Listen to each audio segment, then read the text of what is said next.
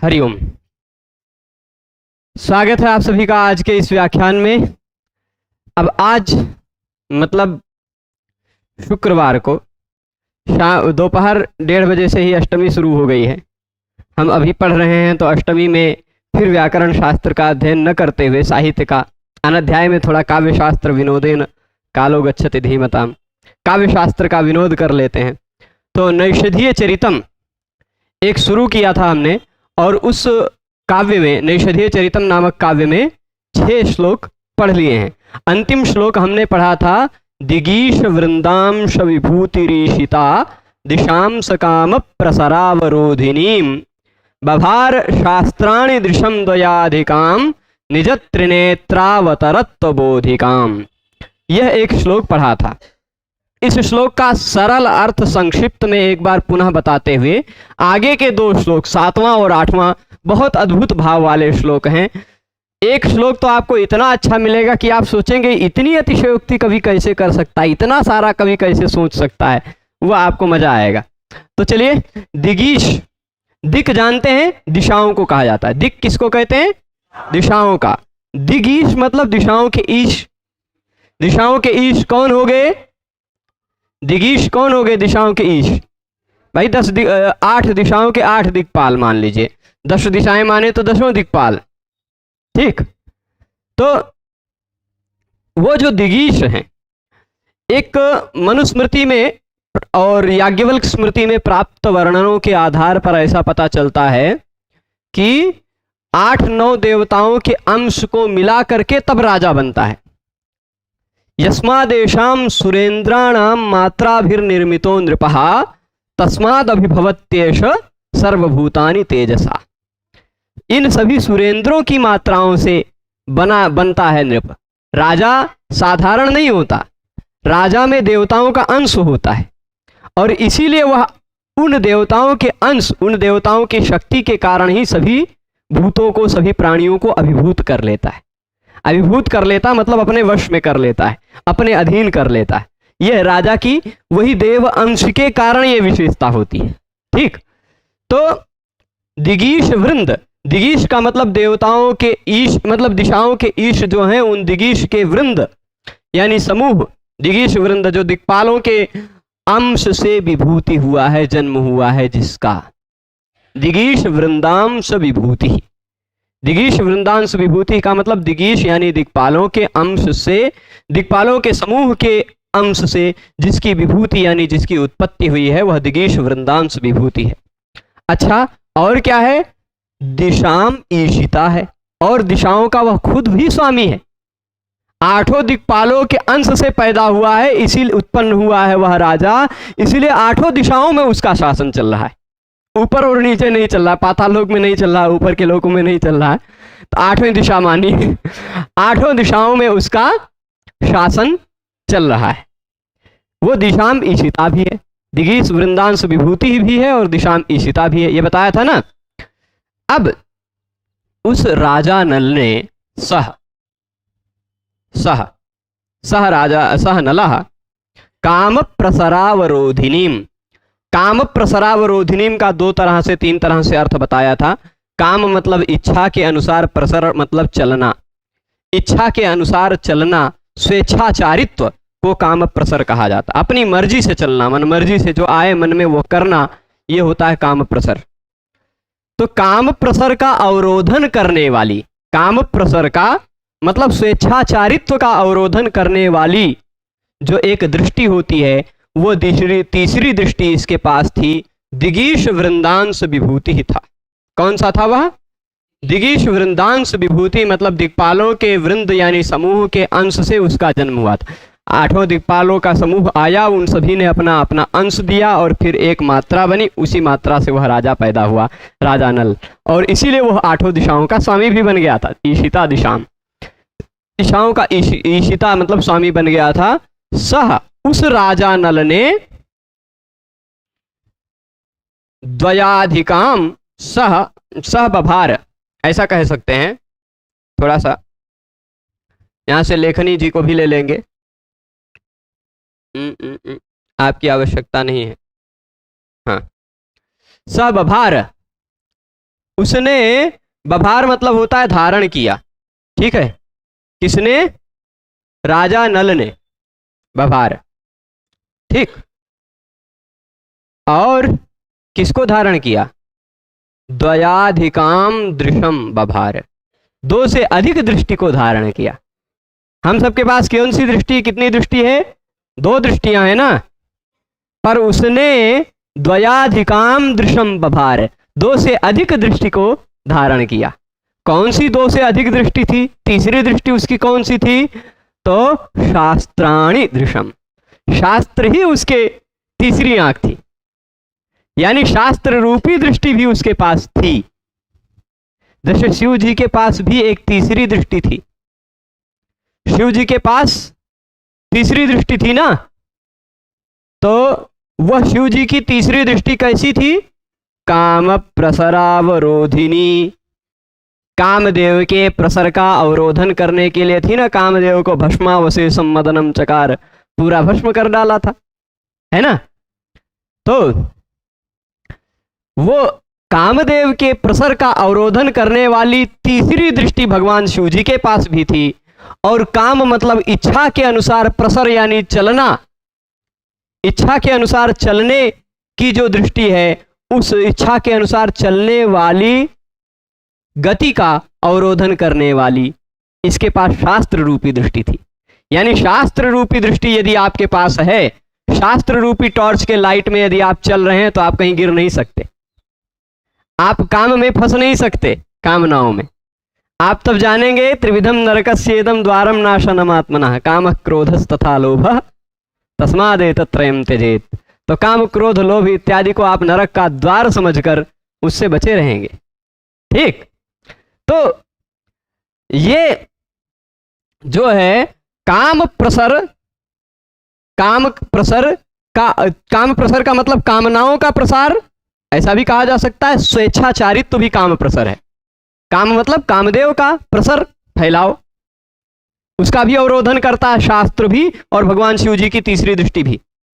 तो भगवान शिव जी की दृष्टि भी कामदेव के प्रसर को अवरोधन करती है, शास्त्र भी कामदेव के प्रसर को अवरोधन करती है। और इसीलिए वह द्वयाधिकाम दृशम बभार, दो से अधिक तीसरी दृष्टि को उसने धारण किया। क्यों ऐसे? इसलिए धारण किया क्योंकि उसकी वह जो तीसरी दृष्टि थी, क्यों थी वह तीसरी दृष्टि? कैसी थी?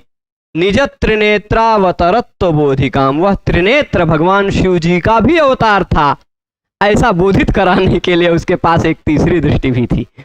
जैसे शिव जी के पास तीसरी दृष्टि थी कामदेव के प्रसर का अवरोधन करने वाली, वैसे उसके पास भी शास्त्र रूपी तीसरी दृष्टि थी जो काम प्रसर का अवरोधन करती थी, और वह यह बोधित करती थी, वह तीसरी दृष्टि, शास्त्र रूपी दृष्टि, कि अभी त्रिनेत्र का ही अवतार है, इसलिए यह भी त्रिनेत्र है।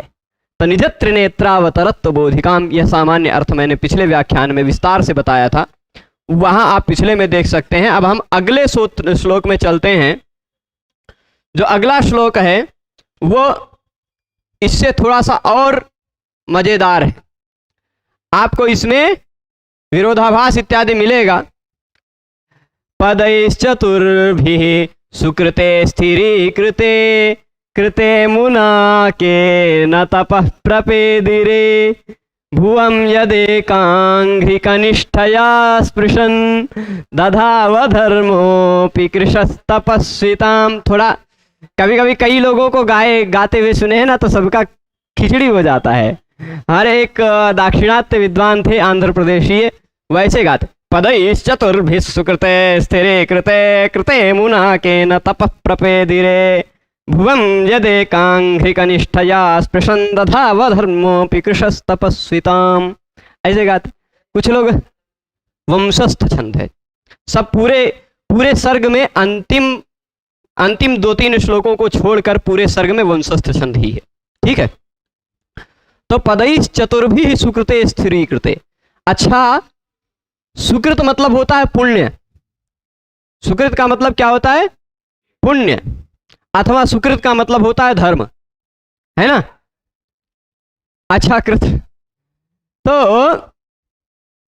धर्म के 4 पैर होते हैं, धर्म के 4 चरण होते हैं। यह एक ऐसी मान्यता है कि सतयुग में धर्म चारों चरणों से धरती पर स्थित था। त्रेता में उसका एक पैर नष्ट हुआ, 3 पैर बचे रह गए त्रेता में। द्वापर में उसके 2 पैर बचे रह गए, 2 नष्ट हो गए। कलयुग में केवल एक ही पैर उसका अवशिष्ट बचा है। ठीक, कलयुग में केवल एक ही है पैर। अच्छा, जब सत्कृत मतलब धर्म का एक ही पैर बचा है तो अधर्म के 3 पैर हैं, 4 पैर रहेंगे ही यहां।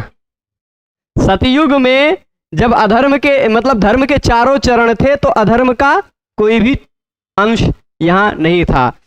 त्रेता में 1 चरण अधर्म आ गया, द्वापर में 2 चरण अधर्म आ गया और कलयुग में 3 चरण अधर्म आ गया।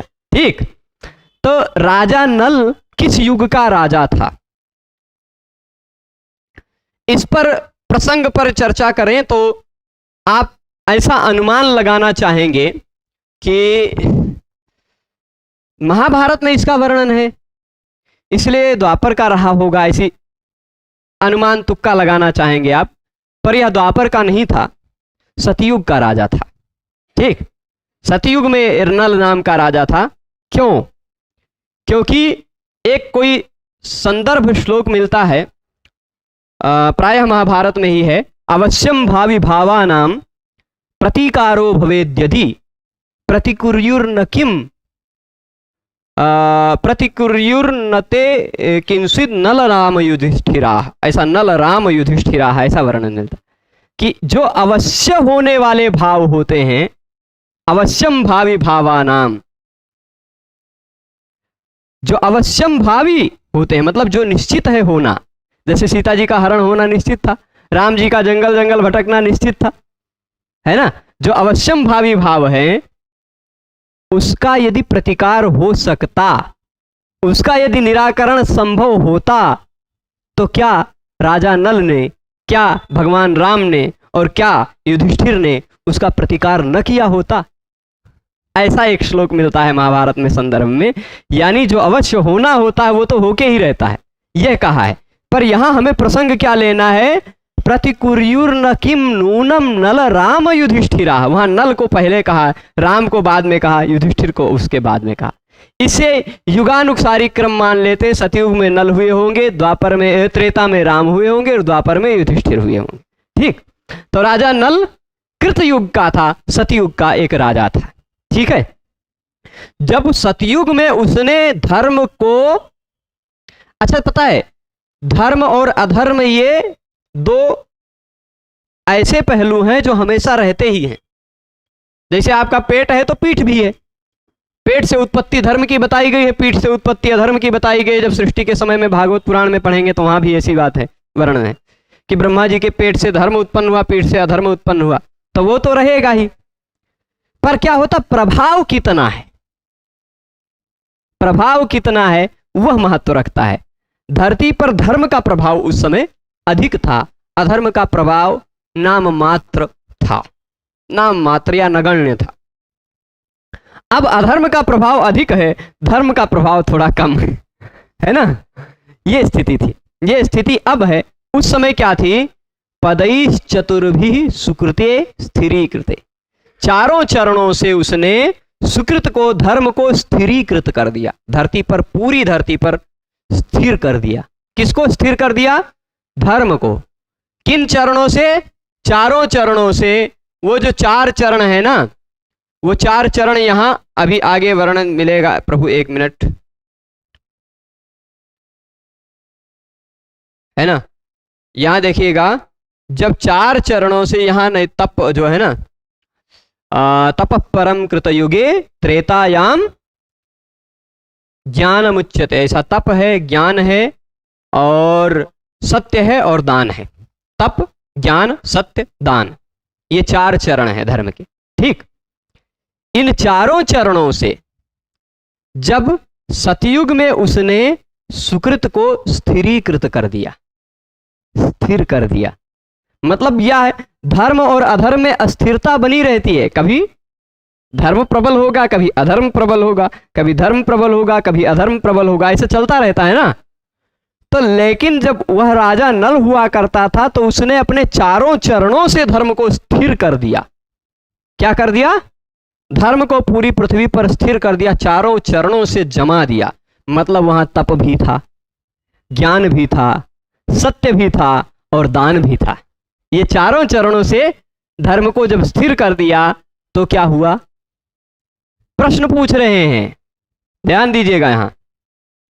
चतुर्भिः पदैहि, चारों चरणों से सुकृत को, धर्म को जब उसने स्थिरीकृत कर दिया, जब यहां स्थिरीकृते में जो यस्य च भावेन भाव लक्षणम, इस सूत्र से सप्तमी है, सती सप्तमी जिसको कहते हैं।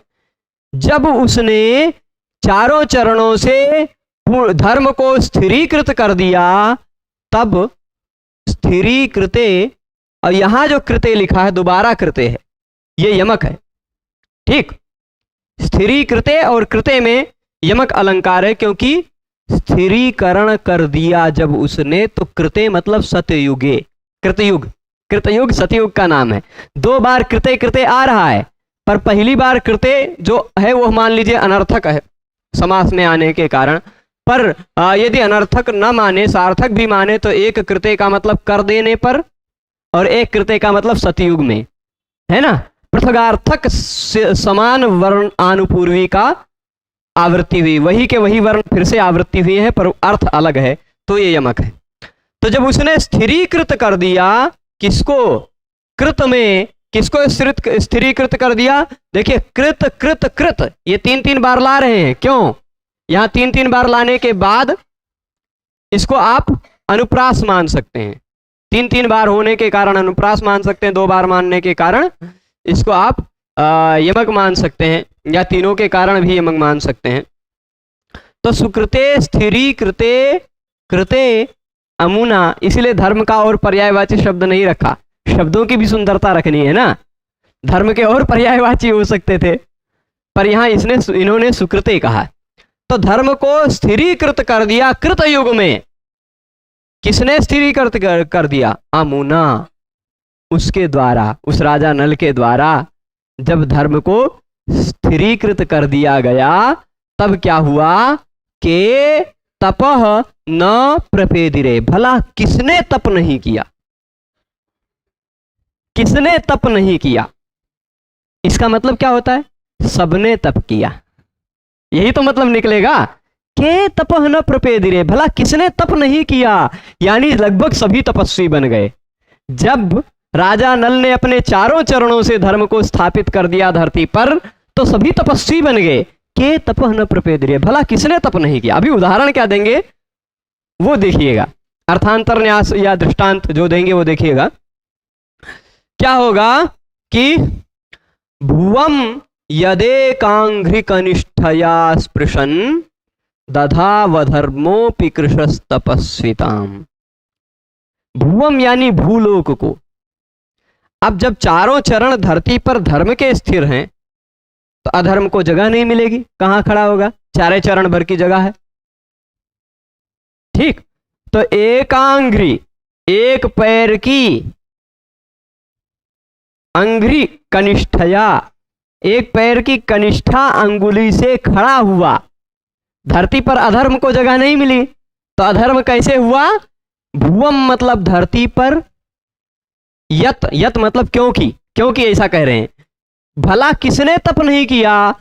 क्योंकि धरती को एक अंगुली कनिष्ठा से, एक अंगुली कनिष्ठा से स्पर्श करता हुआ।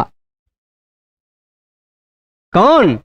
अधर्मोपि, अधर्म भी था, पर वह अधर्म इस धरती पर कैसे स्थित था? उस तरह स्थित था कि एक अंगुली कनिष्ठा से धरती पर स्पर्श करके वह स्थिर था। तो वह भी कृश हो गया, वह भी दुबला हो गया, वह भी तपस्वी बन गया। आप सोचिए, अधर्म भी तपस्वी हो गया, तो भला किसने तपस्या नहीं की? अधर्मोपि कृशः तपस्विताम दधौ। दुबला अधर्म भी बेचारा, वो भी दुबला हो गया। जब सबल है धर्म, तो अधर्म तो दुबला होगा ही। अधर्म भी दुबला हो गया और धरती पर केवल अपनी कनिष्ठ, आप कनिष्ठा अंगुली पर खड़े होने का प्रयास कीजिएगा, नहीं हो पाते, हम तो नहीं हो पाते। एक अपनी कनिष्ठा अंगुली पर, एक अपनी कनिष्ठा अंगुली पर खड़ा होता हुआ वह अधर्म भी, दुबला अधर्म भी तपस्विताम दधौ, वह भी तपस्विता को धारण कर लिया, वो भी तपस्वी बन गया। तो आप सोचिए कैसा प्रतापी राजा नल रहा होगा जिसके राज्य में अधर्म भी तपस्या करने लगा। ये तो कवि की संभावना है, कवि अपनी कल्पना के द्वारा ऐसा भाव ले आए कि अधर्म भी तपस्वी बन गया। विरोधाभास भी आप ले सकते हैं कि भाई अधर्म कैसे तपस्वी हो गया, अधर्म स्वयं धर्माचरण कैसे करने लग गया, है ना। ये ऐसा विरोधाभास ले सकते हैं ना, पर उस तरह का विरोधाभास मत लीजिएगा, उस तरह का मत अर्थ लीजिएगा। यहाँ कवि का भाव यह है कि जब उसने चारों चरणों से धर्म को स्थापित कर दिया तो धरती पर अधर्म को उतनी ही जगह मिली जितनी एक कनिष्ठा उंगली पर खड़ी होने के लिए हम सबको जगह मिल सकती है, उतने जगह मिली। तो अधर्म भी बेचारा तपस्या कर रहा था कि अब कब नल जाएगा, कब हमको जगह मिलेगी। ठीक, दधाव धर्मोपि कृशस तपस्विताम, अर्थ पूरा समझ गए होंगे, है ना। अब पदैश चतुर, यहां देखिएगा, यहां एक मिनट, अमुना इस राजा नल ने कृते मतलब सतयुग में, अन्वय के आधार पर देखें, सतयुग में सुकृत को चारों चरणों से स्थिरीकृत कर दिया, तब के तपह न प्रपेदिरे, भला किसने तपस्या नहीं की, क्योंकि दुबला अधर्म भी एक अंगुली कनिष्ठा से धरती को स्पर्श करता हुआ वो भी तपस्विताम दधौ, वो भी तपस्वी की तरह बन गया। ठीक है, तपस्विताम दधौ, धा धातु से भी दधौ बन सकता है, आत औ अलह से, है ना। धा धातु से लिट लकार में दधौ बनेगा, दधौ दधतु दधु। ठीक, तो धारण किया किसने, अधर्म ने भी, और प्रपेदिरे भी लिट लकार का है, पद धातु से, प्र उपसर्ग लगकर पद धातु पेदिरे बन जाएगा। अत एक हल मध्य नादेशादेर लिट, उस सूत्र से ए हो जाएगा।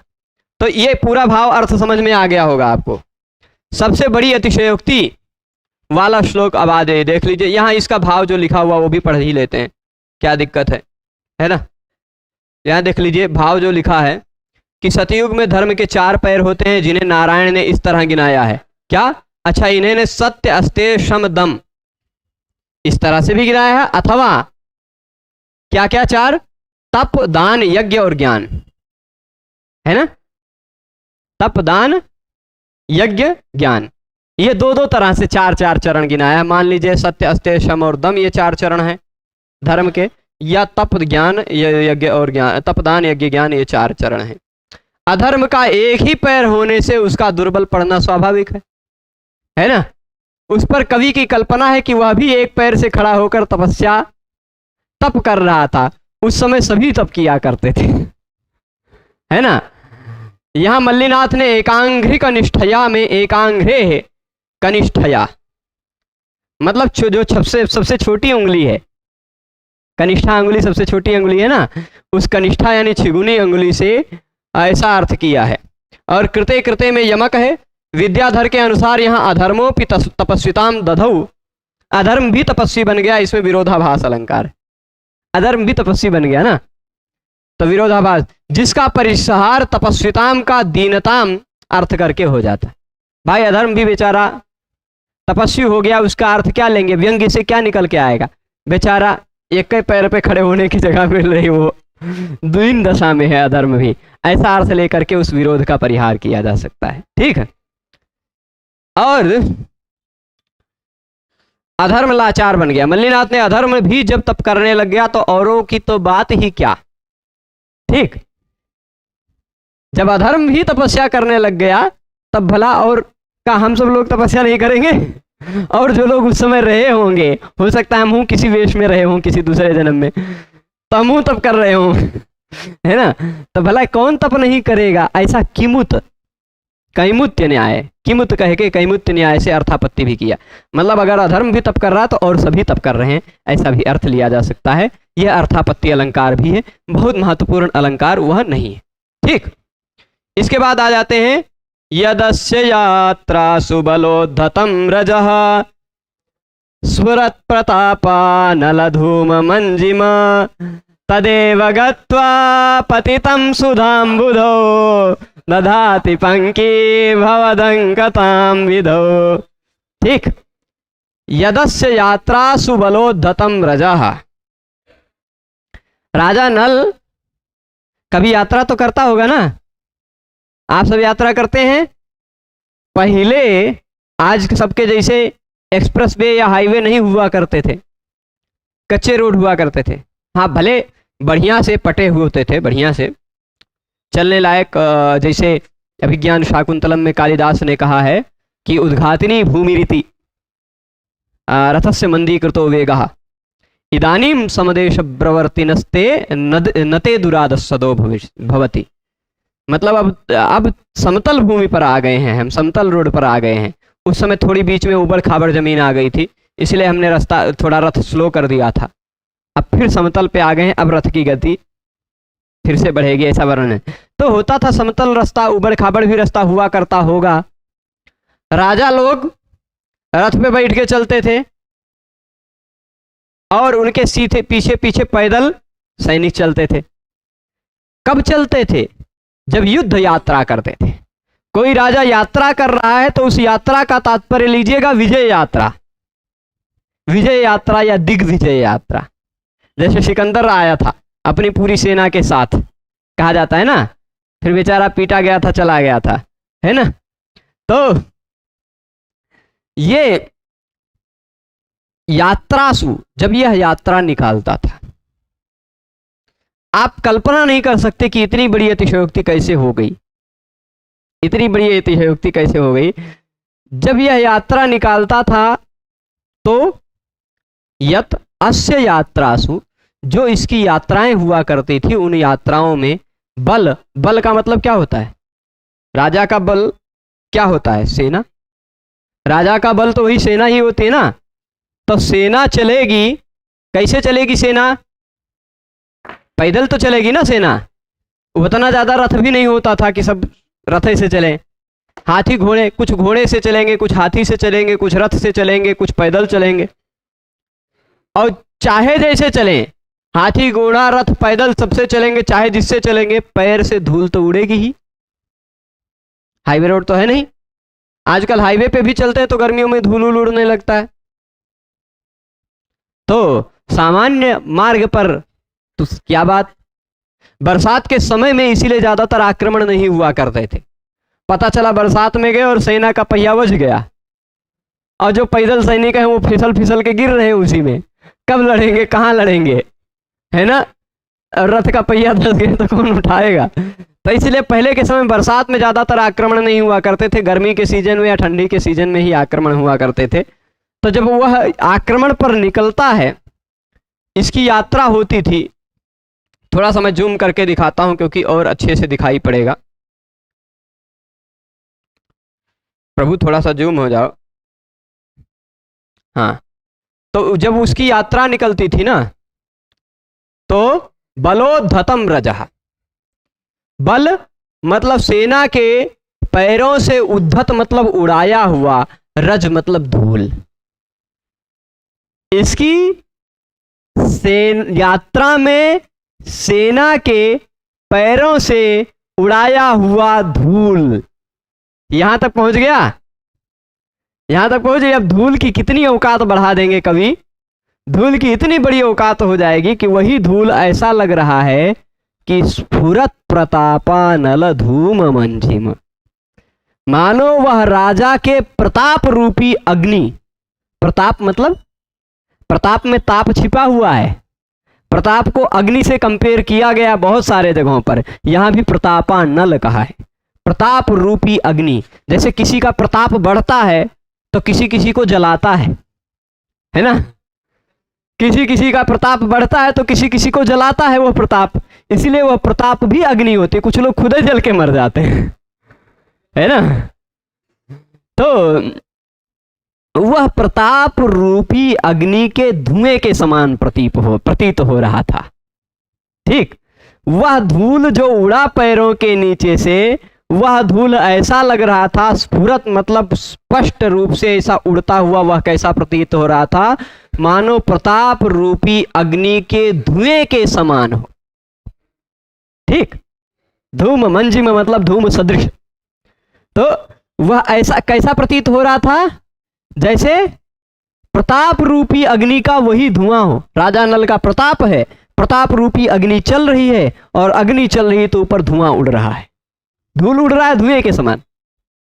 ठीक है, अभी तक तो केवल धूल को धुएं से ही कंपेयर किया। अब देखिए आगे, वही धूल तदेव, तदेव मतलब वही धूल, वही धूल जो पैरों के नीचे से उड़ा था, वो धूल क्या हो गया, गत्वा उड़ते उड़ते जा करके सुधाम बुधौ पतितम, सुधाम बुधि में पड़ गया।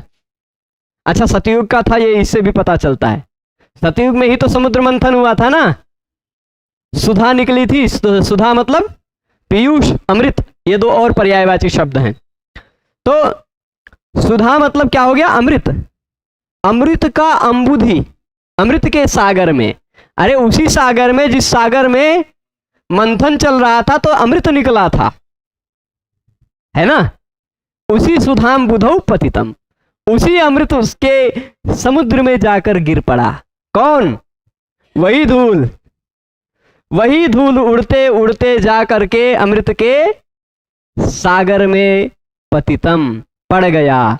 और वही धूल अभी आज सब रोज देखते हैं, वही विधौ, विधि मतलब चंद्रमा, विधि मतलब विधु, विधु मतलब चंद्रमा, विधि मतलब विधाता, पर विधु शब्द का भी सप्तमी एक वचन अच्छघेह नियम लगाएंगे तो विधौ ही बनता है। ठीक, विधि शब्द हो तो भी विधौ, विधु शब्द हो तो भी विधौ। जैसे हरि शब्द है तो भी हरऊ, भानु है या गुरु है तो भी गुरु या भानऊ। ठीक, तो विधौ मतलब विधु में, चंद्र में। पंकी भवत अंकताम दधाति, अच्छा पानी में यानी समुद्र के जल में वह धूल पड़ेगा तो क्या बन जाएगा, कीचड़ बनेगा ना, कीचड़ ही तो बनेगा, पंक ही तो बनेगा। तो तदेव पंकी भवत, वही धूल पंक होता हुआ कीचड़ बन गया, मतलब समुद्र में गिरा और समुद्र में वही धूल गिरते गिरते फिर कीचड़ बन गया, और उसी समुद्र मंथन से निकला चंद्र। लक्ष्मी कौस्तुभ पारिजातक सुरा धन्वंतरी चंद्रमा, ऐसा 14 रत्नों का एक शार्दूल विक्रीणी छंद में गिनाया गया है। लक्ष्मी, कौस्तुभ, पारिजात, सुरा, मदिरा, धन्वंतरी, चंद्रमा। ठीक, ये सब है। तो चंद्रमा उसमें है, चंद्रमा भी निकला, वही धूल पड़ी हुई थी ऊपर, चंद्र निकलने लगा तो कीचड़ बना हुआ वही धूल चिपक गया, चंद्रमा पे वही जाके वही धूल चिपक गया। पंकी भवत तदेव विधौ अंकताम दधाति, विधि में, विधु में, चंद्र में वही अंक बन करके दिखाई पड़ रहा है, वही कलंक दिखाई पड़ रहा है। कौन सा है? आप कलंक का रहस्य जान गए? कलंक का रहस्य अभी चंद्रयान गया है, वो भले कुछ न जान पाए हो, पर ये हर्ष जी को पता चल गया था पहले ही। ठीक है, मतलब आप सोचिए कितना गहराई से सोचा है, कितना कारण सोचा होगा कि भाई जो इसकी यात्रा निकलती थी, यदस्य यात्रासु, जो इसकी यात्रा निकलती थी तो उस यात्रा में बल यानी सेना के चरणों से उद्धत यानी उड़ाई हुई रजह धूल, बलोद्धतम रजह, बल मतलब सेना से उद्धत यानी उड़ाई हुई रज यानी धूल क्या हो गई? स्फुरत प्रतापान अलधूम मंजिम, वह उसके प्रकाशित होता हुआ, वही धूल स्फुरत मतलब प्रकाशित होता हुआ या दिखाई पड़ता हुआ। जब धूल दिखाई पड़ रहा है ऊपर उड़ता हुआ तो ऐसा लग रहा है कि वह उसके राजा नल के प्रताप रूपी अग्नि का धुआं है। ठीक, और वही धूल तदेव गत्वा पतितम सुधाम बुधौ, वही धूल जाकर के पड़ गया, गिर पड़ा, कहां पर? सुधाम बुधौ, सुधा के समुद्र, सुधा मतलब अमृत के अंबुधि में, सागर में, अंबुधि मतलब सागर में। तो अंबु दधातीति अंबुधि, अंबु का धारण करने वाला जो होता है वो अंबुधि बन जाता है। अब धा धातु से की प्रत्यय लगाएंगे, किसी तरह लगाएंगे, तो अंबुधि में यानी समुद्र में वही जाकर के गिर पड़ा, और वही दधाती, वही पंकी भवत विधौ अंगताम दधाती, वही धूल कीचड़ बन गया, और वही कीचड़ चिपक गया चंद्र पे निकलते समय। जब समुद्र में से चंद्र निकला मंथन से, तो वही चिपक गया और वही अंक बनकर दिखाई पड़ता है, कलंक बनकर दिखाई पड़ता है। ठीक है, कौन सा धूल है? अब ध्यान रखिएगा, राजा नल को जब चंद्र को देखिएगा राजा नल की याद आ जाएगी। यहाँ कुछ ऐसे कल्पना की जा सकती है कि थोड़ा सा गड़बड़ी हो गई, राजा नल जो था वो किसके वंश में था? आप ध्यान देंगे तो चंद्र के ही वंश में था।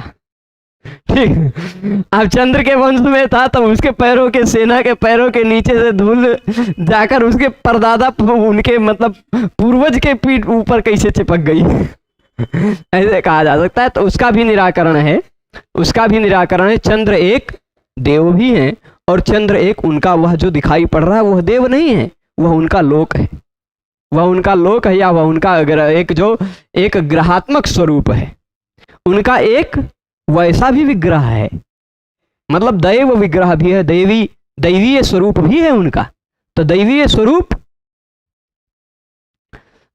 स्वरूप जो है वह नित्य है, मान लीजिए, मतलब कुछ अंश तक वह विलीन होता है, फिर प्रकट होता है, विलीन होता है, फिर प्रकट होता है, पर उसका जो भौतिक स्वरूप है वह भौतिक स्वरूप आपको दिखाई पड़ रहा है, दैवीय स्वरूप उसका नहीं दिखाई पड़ता। ठीक है, भौतिक स्वरूप है वह बार बार नष्ट होता है, बार बार उत्पन्न होता है, बार बार नष्ट होता है, बार बार उत्पन्न होता है।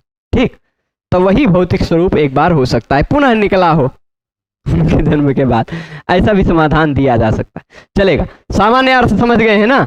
इस अर्थ को समझने में मजा आया होगा, मजा आया? चलिए, तो अब इसको देख लीजिए। अस्य यात्रासु, इस राजा नल की यात्राओं में, स्फुरत प्रताप बलोद्धतम यत रजा, मतलब सेना के द्वारा उड़ाया गया जो रज था, वह रज क्या हुआ? तत्एव सुधाम्बुधौ गत्वा पतितम, वही जाकर के सुधाम्बुधि में पड़ गया, और पंकी भवत, वही कीचड़ बनता हुआ वह विधौ अंकताम दधाती। पंकी भवत में अभूत अभूत तद्भावे कृभस्ति योगे संपद्य कर्तरिच्छि, इस सूत्र से ची हुआ है, मतलब जो पहले पंक नहीं था, धूल पहले कीचड़ थोड़े ना था, धूल तो धूल था, जब समुद्र में पड़ा तब जाके कीचड़ बना। ठीक, तो पंकी भवत मतलब कीचड़ बनता हुआ वह विधौ अंकताम दधाती। तो यहाँ यदस्य यात्रासु, यात्रासु का मतलब दिग्विजय यात्रासु, ये मैंने समझा दिया, दिग्विजय यात्राएं। अब स्फुरत का मतलब वह प्रकाशित होता हुआ, प्रकाशित होता हुआ, प्रकाशमान होता हुआ, वही प्रताप जो है, यानी वही जो तेज है, वह तेज कैसा लगता है? ठीक, वह तेज ही अनल है, प्रताप रूपी तेज ही अनल है, यानी वहनी है, अग्नि है, और उसी के, उसका जो धूम है, उस धूम के मंजिमा मतलब सौंदर्य के समान, ठीक, उस धुएं की सुंदरता जैसे होती वैसी हुई उसकी सुंदरता, उसके समान सुंदरता जिसकी रही, ठीक, वो बन गया।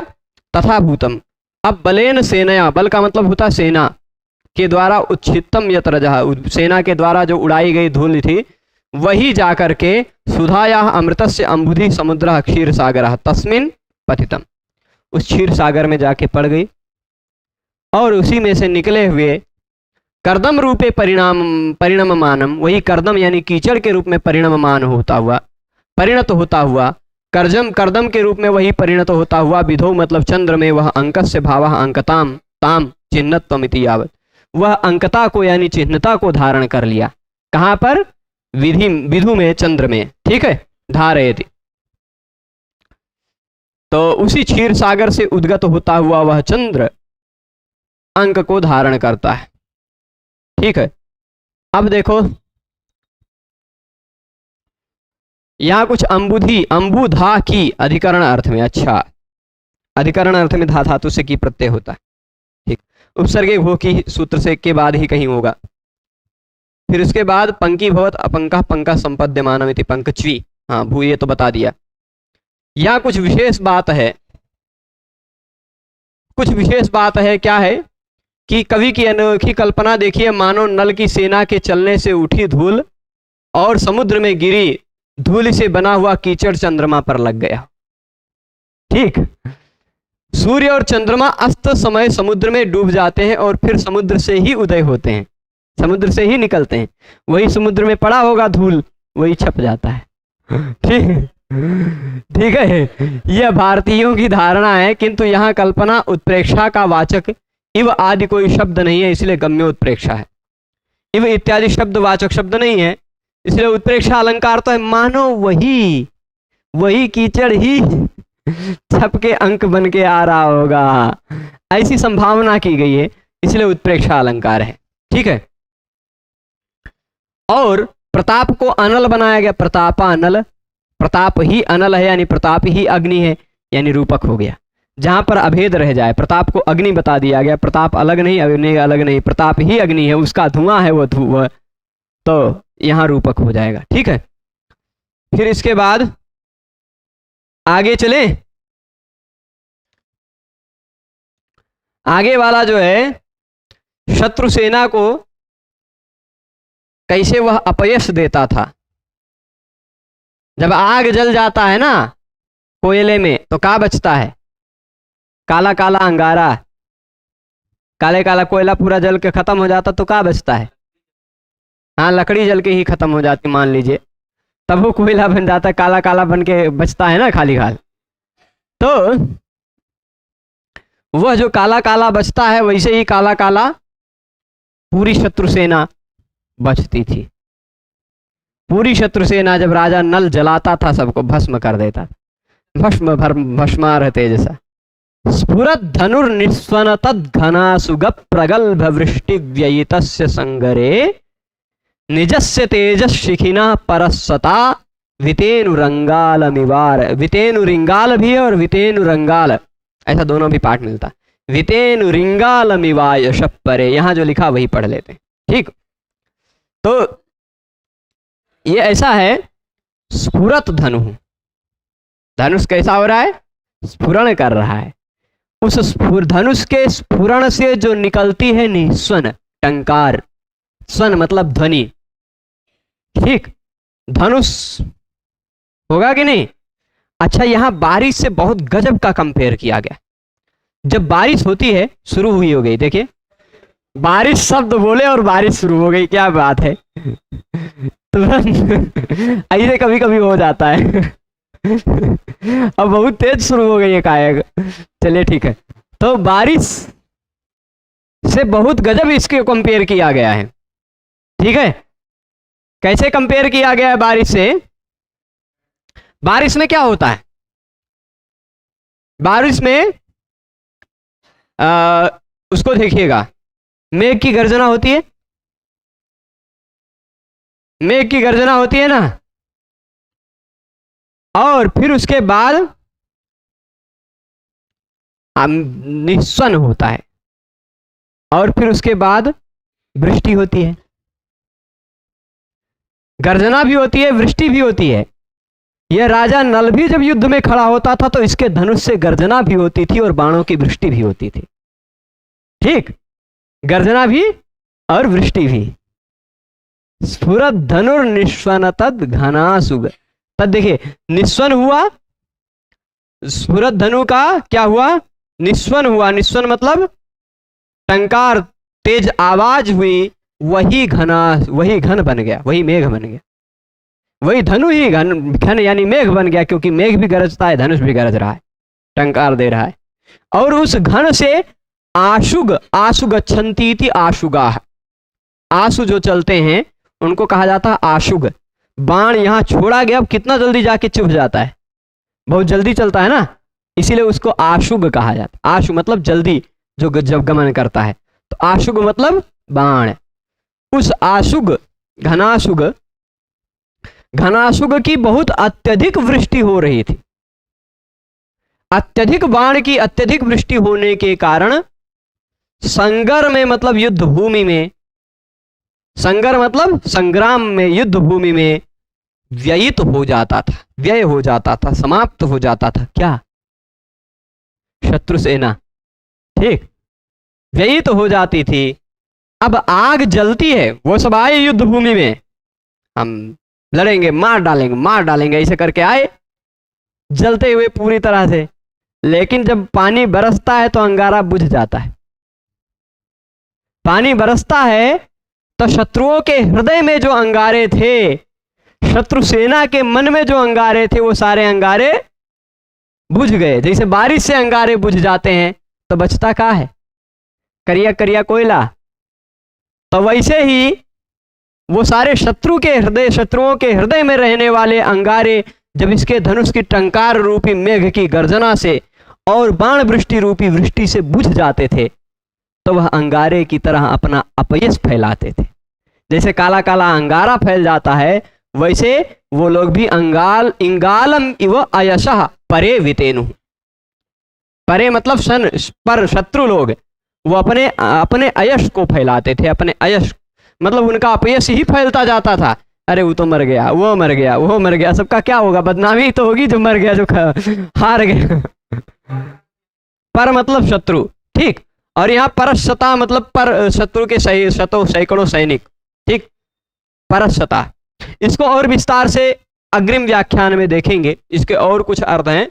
पर सामान्यतः मेघ और वृष्टि से बहुत अच्छा कंपेयर किया गया। जैसे बारिश होता है तो आग, जलता हुआ आग काले अंगारों में बदल जाता है, वैसे जब आग राजा नल के बाणों की वृष्टि होती थी तो उनके हृदय में जलने वाले आग भी अंगारे में परिवर्तित हो जाते थे, बुझ जाते थे और अपना अपयश फैलाते थे। काला कलर अयश का, अपकीर्ति का सूचक है। वही काले कलर अयशः वितेनु, वो अपने अपयश को फैलाते थे। ठीक है, आज यही रोकते हैं। इसके बाद के श्लोकों को अग्रिम व्याख्यान में देखेंगे। 2-2, 3-3 देखते जाएंगे तो ज़्यादा अच्छे से समझेंगे। नारायणी व्याख्या में बहुत ज़्यादा विस्तार में नहीं गए, जहाँ जहाँ जाने लायक रहेगा वहाँ वहाँ जाएंगे जो ज़्यादा जरूरी रहेगा। ठीक है, तो चलेगा, अभी यही समाप्त करते हैं। सभी लोग जुड़े रहे उसके लिए सभी को बहुत बहुत धन्यवाद। नमो नमः।